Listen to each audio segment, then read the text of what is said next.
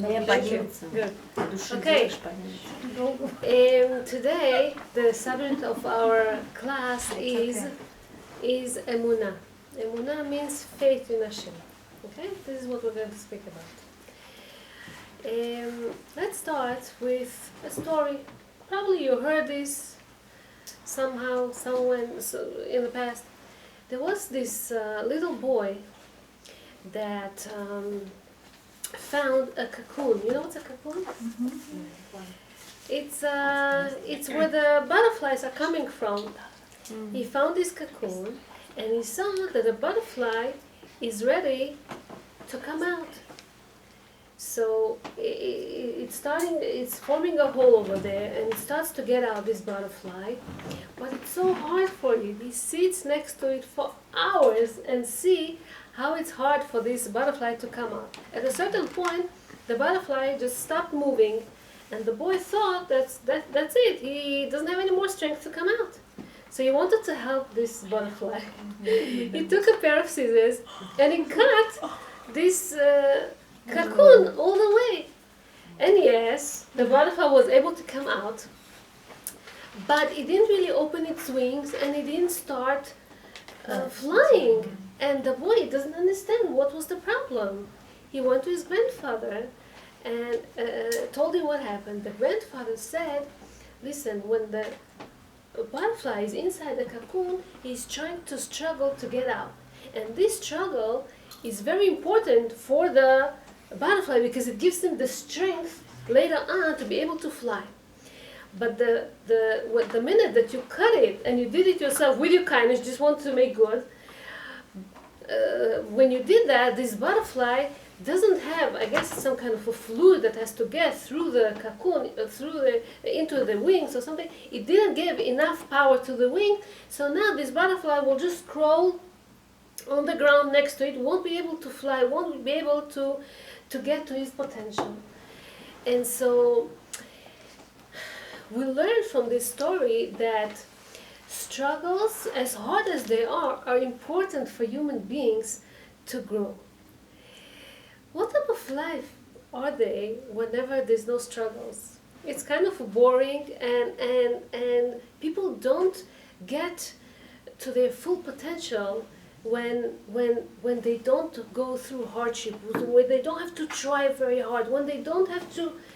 What type of life is that?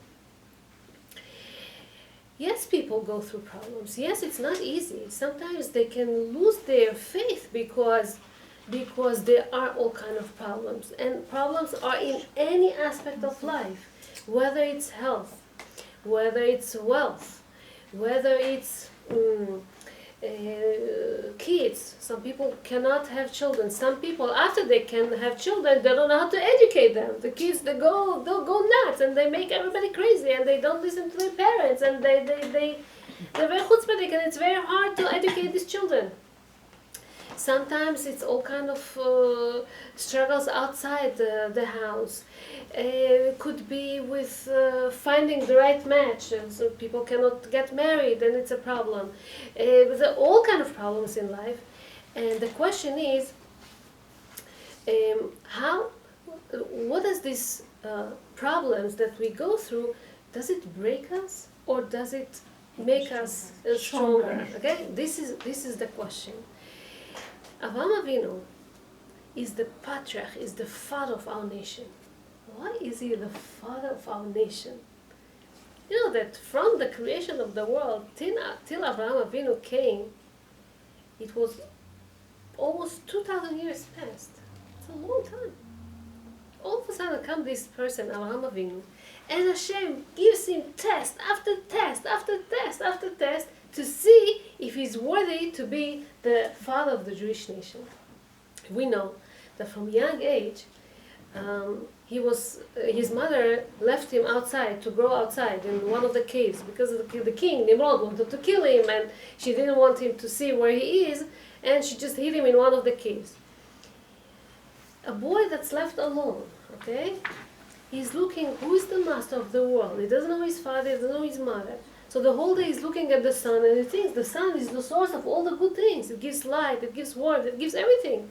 So he worships to the sun the whole day long. But then, sun disappears, moon comes up. Maybe the moon is the Hashem, is the creator, and all these stars are its servants. So he prays to the moon the whole night, then the moon disappears, again the sun comes. And he says, cannot be that there is a moon and the sun by themselves. Somebody probably had created them. This is when Avraham Avinu, from the young age of 3-year-old, okay, he started to believe and spread the word of there is a Hashem, there is a God that created the world. Nimrod, which was the king at that time, was against this theory. Nimrod said, there is no God, and if there is, it's me.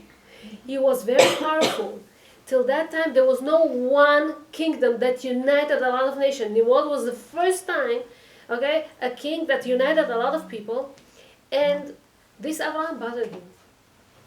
So you know what was the first nisayon, first test of Avraham? He throws him to a furnace of fire. Let's see if your God will save you. And Avraham was saved. He was walking there, the temperature was normal for him, it was a nice weather, like today was a nice weather. It didn't bother him a bit. He went out from there. But Hashem didn't stop there. Hashem continued testing him. And let's see if he's really worthy to be the father of the Jewish nation. Next thing that he asked him to do is to get out of your land and go to a different land, which I'll tell you later where it is. He didn't even tell him where. So Abraham has to leave everything behind.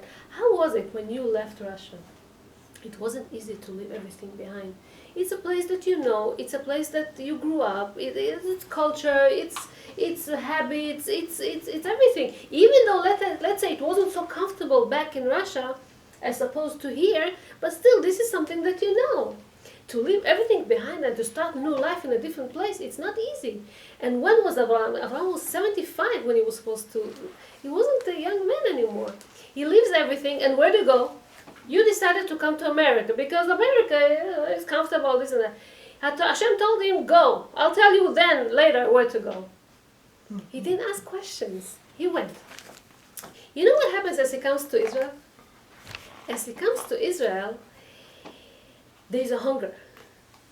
There was never hunger from the creation of the world till the time that Abraham was there. Okay? There was never a hunger before. All of a sudden there is hunger. And where?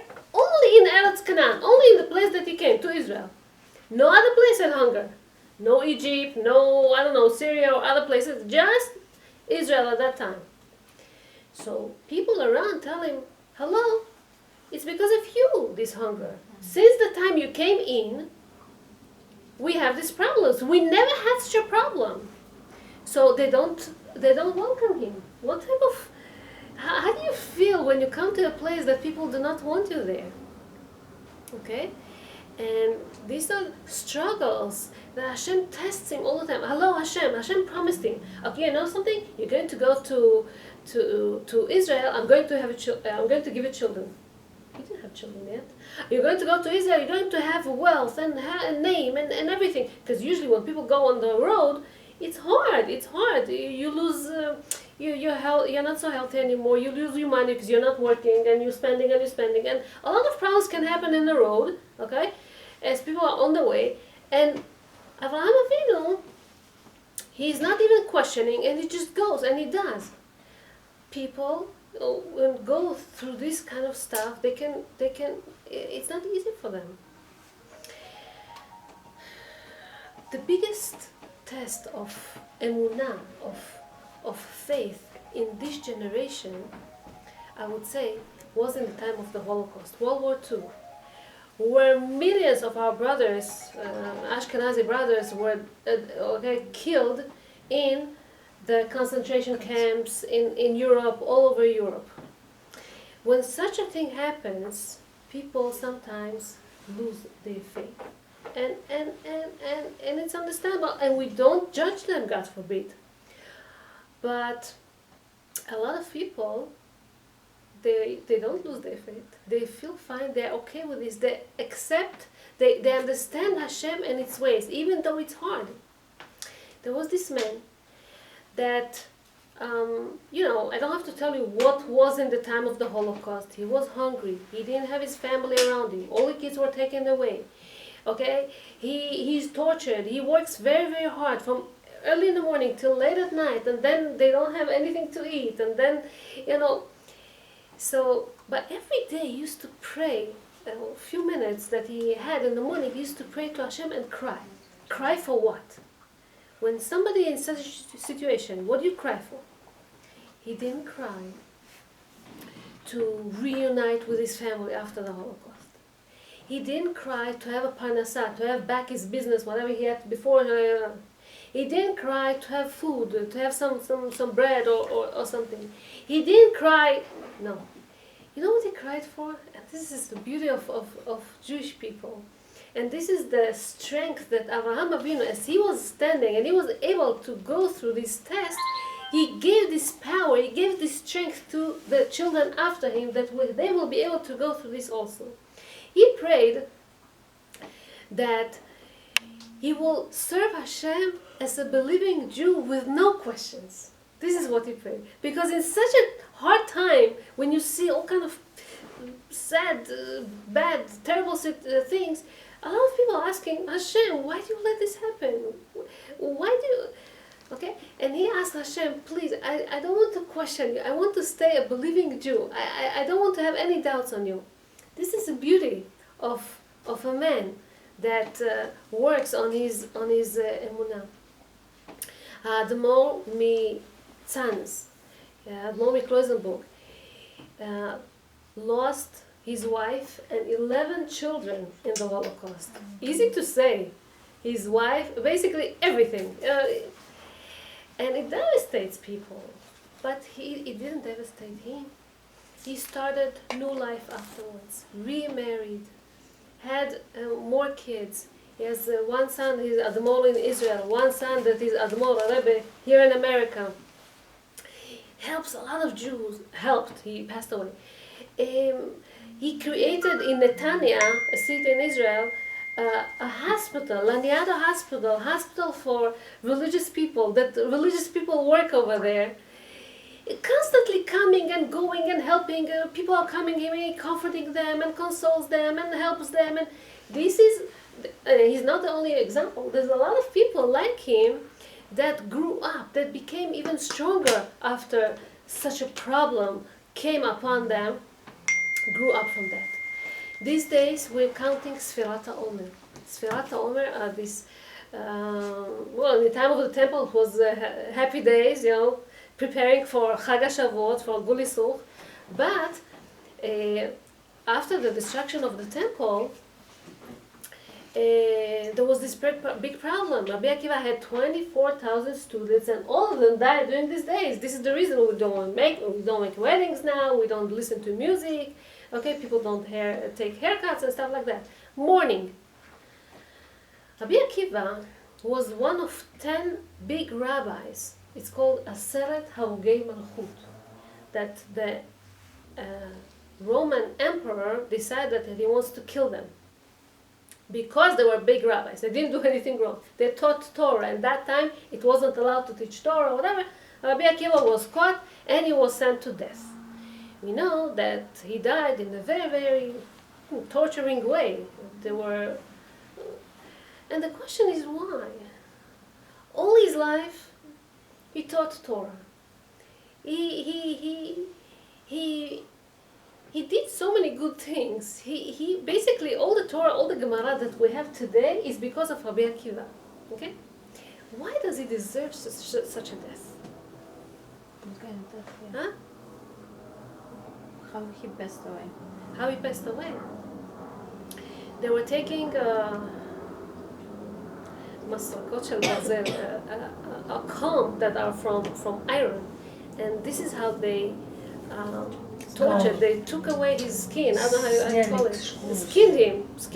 This is, and then some people say that they cut his body and they sold it, okay, all over to I don't know to who, and you say this is a big rabbi. Why they do such a thing? And when such a thing happened to Rabbi Akiva, how does he respond? He feels that he's tortured. What does he say? His students are telling him, Rabbi Akiva, we see how you suffer and it bothers us. Why Hashem does it to you? And what does Rabbi Akiva answer them? He tells them, don't worry. All my life I was looking to serve Hashem with love. Because it says, ואהבת את Hashem אלוקיך, בכל לבבך. What does it mean, בכל לבבך? With all your heart. בכל לבבך, בכל נפשך, ובכל מאודיך. Even though they take your soul away from you. How can you explain that? Rabbi Akiva tells them, I love Hashem not only when it's good to me, I love Hashem also when it's not good to me. Sometimes it looks to us that, okay, it's simple to die, in a heroic way of death, but Rabbi Akiva also lived this kind of way. You all know this story. It says about him that once he was walking in a road with a donkey and a rooster and a candle. Yeah. And he wanted to get to a certain town, and they didn't want him to get in. What did he say? כל מה שעושה הקדוש ברוך הוא, הכל לטובה. Whatever he does, it's all for the best. He lived this way of life too. It's not only that he died, he was always optimistic. He knew that whatever Hashem does, it's for the best. So fine. So he stayed outside the city with his donkey, with his learning Torah next to the candlelight. All of a sudden, middle of the night, comes the lion and kills the donkey, takes it away. He doesn't have donkey. What is going to ride on tomorrow? Oh, it's like his car. Somebody took his car. That's it. He says, "Hakol letova." Fine. Then comes a wild cat and he eats his rooster. How is he going to wake up in the morning? Hakol letova. And then a strong wind comes and blows up the candle. No light. Think about this. He could make another light. He could figure out more matches. He doesn't fight against Hashem. Hakol letova. Whatever Hashem does, it's all for the best. He went to sleep this way. We know that in the morning he got up, he went to the city. This is when they opened the gate for him now. And he says, everybody's crying. What happened? In the middle of the night, smugglers, robbers came and they took away everything from us. This is when Rabbi Akiva said, I said that everything is for the best. If they would see the light, they would come after me. If they would hear my donkey, they would come after me. If they would hear my rooster, they would come after me. Hashem kept me. Hashem protected me. It's all for the best. This is the way of life that he lived. This is the way of life that he died. He said, everything that Hashem does, we don't see it at the moment. We don't. But it's for the best. One of the nisyonot that I told you was nisyon of shidduchim, right? Sometimes it's hard to get married. You don't find your bashet. You wander for years and you don't find it. And I wanted to connect it to this, how Rabbi Akiva felt about things that are kol letova. There was this, I just read it this week, this story. There was this boy that was trying to get to a certain yeshiva, a teenage boy, and the Rosh Yeshiva decided that he doesn't want to accept him. He heard that he has bad friends, and he's going to influence on some other kids in the yeshiva, and he didn't want to accept him. No, he told him. The boy felt so bad. His name gets ruined meanwhile. He doesn't accept it to this yeshiva, doesn't get accepted to that yeshiva. And because this Rosh Yeshiva didn't accept him in this one, all the other yeshivot rejected him too. And you know what happens to a guy that you keep telling him no? Self-esteem is ruined. He doesn't find himself. He gets attached to more bad friends. They teach him, they show him internet, they show him movies, they show him he starts smoking, he starts... he goes down the way. To make a living, he's not in the yeshiva, and he went to work as a bar attendant in one of the bars in his town. He works from day to night, he's very good in this, he's fine, he's okay. One day, he sees a girl comes in to this bar. She looks very religious. What does she does in a bar? He didn't like it. So he comes to her and he tells her, hi, what are you doing here? She says, I'm looking around and this. And he saw that she doesn't belong to this place, and he was afraid that, you know, the other guys will take advantage of her, will teach her bad stuff. She will go down, she won't stay pure, that's for sure. And he didn't want this to happen. So he asked from his boss, can I please get out earlier today? The boss said fine, he was usually a good guy, he said fine, and he told her that he wants to take her home. So he escorts her home. And on the way home, they talk. So where are you from and where are you from? And they start talking. And she told him that she's from a very, very religious family, but she felt that her school, her house, everybody's choking her, and she wants to get out. She doesn't like that they put too much pressure on her, and so she wants to get out a little bit. And this is the first time she gets into the bar. She heard so much about it, she wants to see what it is. The guy, it's good that he was on top of it, and he didn't let her, you know, stay in such an area and be connected to these, you know, guys that will go there and everything. And he takes her home, and said that they exchanged phone numbers. She came home safely, everything was okay. But they continued being in touch with one another. They continued talking to one another, and he found that she's a very interesting girl, and she found that they wanted to get married. Now, how exactly would they present to their parents? And she comes to her father, and the father is Rosh Yeshiva, and she tells him, listen, I found this boy. And he's like, what's the name of the boy? And she tells him, Shimon something. Shimon? Isn't that the guy that I myself threw her from the yeshiva? Oh my God. And she told him, yeah, but he protected me. If he wouldn't be there, I would be much, much worse now. I would hang out with, I don't know who. The father accepted this boy. He understood that he's a good boy. He just that, he had some kind of a problem with this election or some kind of other problem. You know, a small little problem. They took care of this. He became much better. But the idea is that naturally, this guy would never end up marrying the daughter of Rosh Yeshiva. Yeah. But when Hashem wants something to happen, there's ways of Hashem. We don't know how Hashem makes things, how He runs the world, but it's beautiful to see that this boy thought that the fact that he was turned out from the yeshiva, from this rabbi, is the worst thing that happened to him, turned to be something good. So this is something interesting. Next person that I wanted to speak about was Yosef HaTzadik. Why Yosef HaTzadik was called Yosef HaTzadik?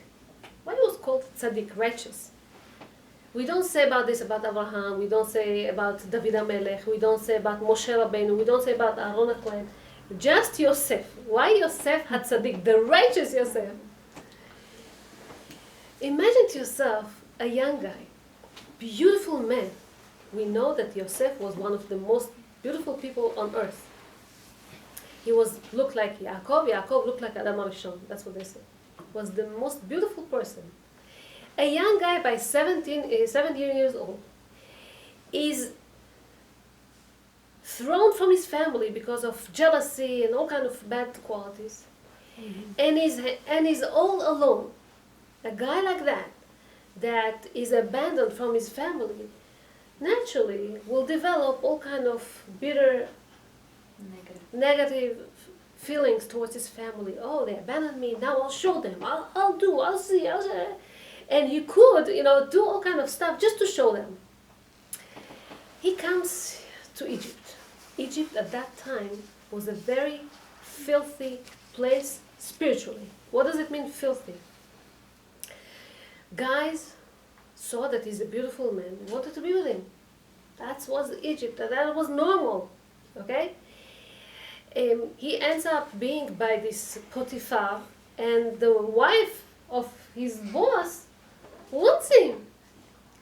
He doesn't have any guidance. His father is not next to him. His mother is not next to him. He's an orphan from his mother. His brothers just, what exactly is supposed to do? Very naturally, he would say, okay, fine, the wife of the boss, who knows, maybe I'll get a better position, maybe I'll get a better... But he decided that he wants to stay pure. Now what happened after he decided that he wants to stay pure? They imprisoned him. You know how many years he was in the prison because he didn't want to touch this woman? 12 years, easy to say. 12 years in a prison with these Egyptians that are spiritually and physically not clean people. He was the most pure guy, and he's ending up being with the worst criminals in that jail. Now, tell me, 1 month you sit, God forbid, somebody sits in the jail, how he feels? Miserable. One special non-guilty person, of course, it's terrible. There's no self-esteem. You just feel completely. 1 year somebody's in the jail. 2 years somebody's in the jail. For 12 years in the jail. Now, think about this. This test of Yosef HaTzadik wasn't at that moment that he ran away from Eshet Potiphar. Was for 12 years afterwards. Every second you could regret, why did I do that? Who needs that? See what happened to me? Where exactly it led me, the fact that I was trying to keep my purity. Hashem punished me. I'm in a prison, in a jail with these dirty people, and nothing good came out of it, right? You can think like that? He didn't. How do we know that he didn't? He's called Yosef HaTzadik, meaning that he was happy with his decision. If he wouldn't be happy with his decision, he was not called Yosef HaTzadik. So for 12 years afterwards, he still had this test every day. Not only for that moment. This is Yosef HaTzadik. This is when problems do not break people, they elevate them. They make them much higher. He became tzaddik. Okay? Today, the tests that people go through are not the same tests that people went in the past. In the past, the Gentiles, okay, they look to us like bad people. Like a typical Gentile, typical non-Jewish man back in Europe or in Uzbekistan, right? How would you describe him? Ignorant? Okay. Drunk, usually. Whenever there's the weekends or in the evenings, they go to drink. Okay. Cruel to his family because he's drunk, hits his wife, hits his children, and basically, who wants to be like Gentiles? We're much higher, we're superior. Today, we don't look at Gentiles this way because they're not. We look at the Gentiles as very elegant people, have manners. Go to Israel and see how Israelis act. They don't have manners. Gentiles do. I know. Okay? So and they're very cultural. They listen to music. They know stuff. They learn. They go to colleges. It's not like years ago mostly Jews would be very much educated to do. They also Gentiles. But then you think, and then the biggest thing is that you're exposed to their culture. How are you exposed to the Gentiles' culture? TV, internet, the media. If you keep watching movies, he's handsome, she's beautiful, they know what's love, whatever, you get used to their type of language, you get used to their mentality, the way of thinking. And what is the way of thinking of the desires? And desires. What is love all about in Hollywood? Oh, I want something that I don't get because she's married to somebody else. That's what I want. You want something that's forbidden. This is what movies are all about. And when you're exposed to this kind of a culture, you see how they talk, you see how they dress. They're dressed nice today. All these dresses, all this. And you want to imitate that. It's not the same test like we used to have in the past. Also, years ago, the Gentiles, they used to fight against Israel as a whole nation. Today, the fight against us is as on individuals. You sit in your own house, and you have your phone, your iPhone next to you. Your internet is open. You can go to the most filthiest places in the internet and watch and observe and see and be exposed to, okay? And this is when you God forbid, may lose your purity. Okay? So it's not Jewish pride anymore. It's something that you want to be like them because you like the way they live. You want a house like them. You want money like them. You want. Okay, and this is something. This is a different type of test that we have today. And whoever throughout the years and now we're connected to rabbis, we're going to yeshivot, we're belonging to a religious community. This is how they were saved back in time and also today. Because the rabbi will guide you, the rabbis will explain you, the rabbi will tell you what's right, what's wrong. That's very, very important. Whenever a couple gets married, okay? Baruch Hashem, there's a lot of classes of Shalom Bayit and everything. But whenever a couple gets married, what really keeps them together? Okay? What really keeps them? Shalom. Okay. Understanding each other. Okay, understanding each other. Basically, it's love that keeps them together. It's an intimate relationship that keeps them together. It's the closeness, the emotions towards one another, right? If you work on the relationship, okay, it grows and grows.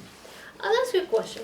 What if there's a couple that, let's say he's not the great provider, his parnasah is not, he doesn't really bring such a good salary, and let's say his wife is not the most clean woman in the world, and the house is a bit messy, and the kids are doing whatever they want. If there's no perfection in the house, but the couple, they respect each other, they like each other very much, they live with harmony with each other, usually there's no danger of separation over there. It's not that they're going to separate. It's not. The house is not going to fall apart if the house is not so clean or if it doesn't bring $100,000 a month. Let's say. But if the house brings a lot of money, the husband brings money, the house is clean and sparkling and everything is okay, but there's no love between husband and wife. There's no respect. There's no connection. There's no intimate. It doesn't have to be a relationship, but intimate feelings, emotions towards one another. This is when, even though the house is good and great and everything, this is when this house can fall apart. Now, if this is good between relationship between people, think about between relationship between us and Hashem. Does Hashem want to have a relationship with us? Yes. Do we have good relationship with Hashem? That's the question. What do you do to enhance love between you and Hashem? Make more mitzvot. More mitzvot.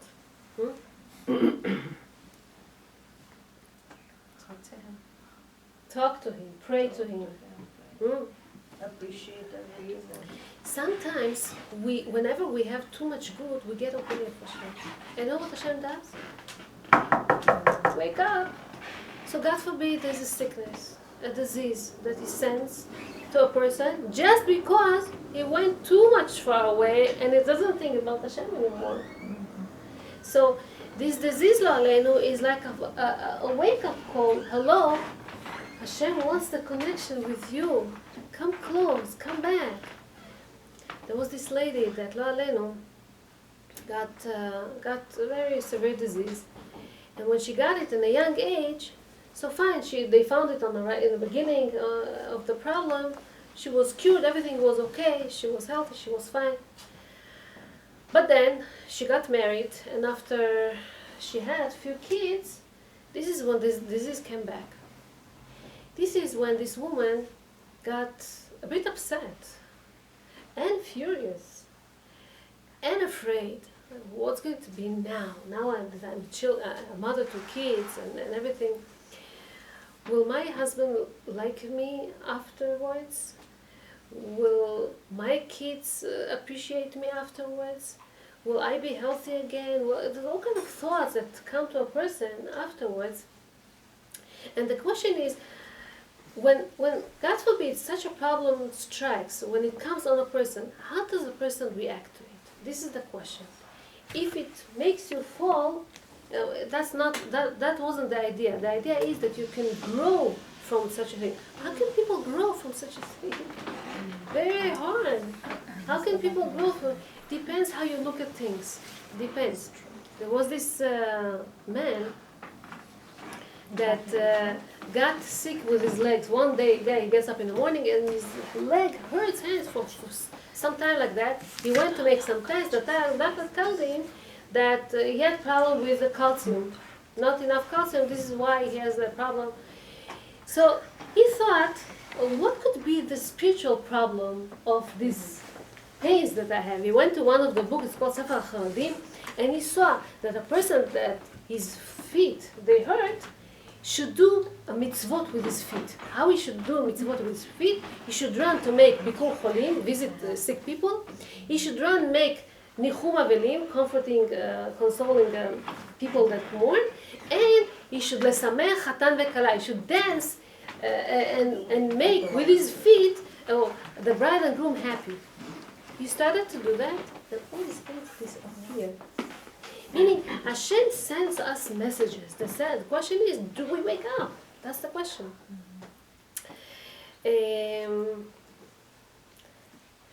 Yes. Then there's the nisayon of the parnasa. It's a very, very big nisayon.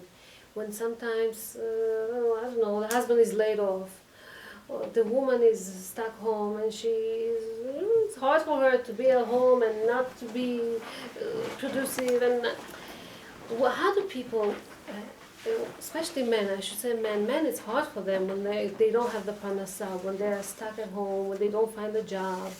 And, a woman doesn't look so much up to him at that time. Kids see that he's home, and his self-esteem is very low, and he feels very bad about himself. What does it make to him? What does it make him? What do we have to do whenever there's a problem of parnasa? Of course, turning to Hashem is the big thing that we can do. To pray to Hashem. This is the only. Hashem has his own ways how to help us financially. There was this rabbi, Michelstein, that had this problem with parnasa for such a long time. He's like poor. He doesn't have money food to bring on the table. So he decided that he goes to the kotel and he wants to pray there. He comes to the kotel. He prayed next in Yerushalayim, next to the ruins of the Holy Temple. And then, as he wants to leave the kotel,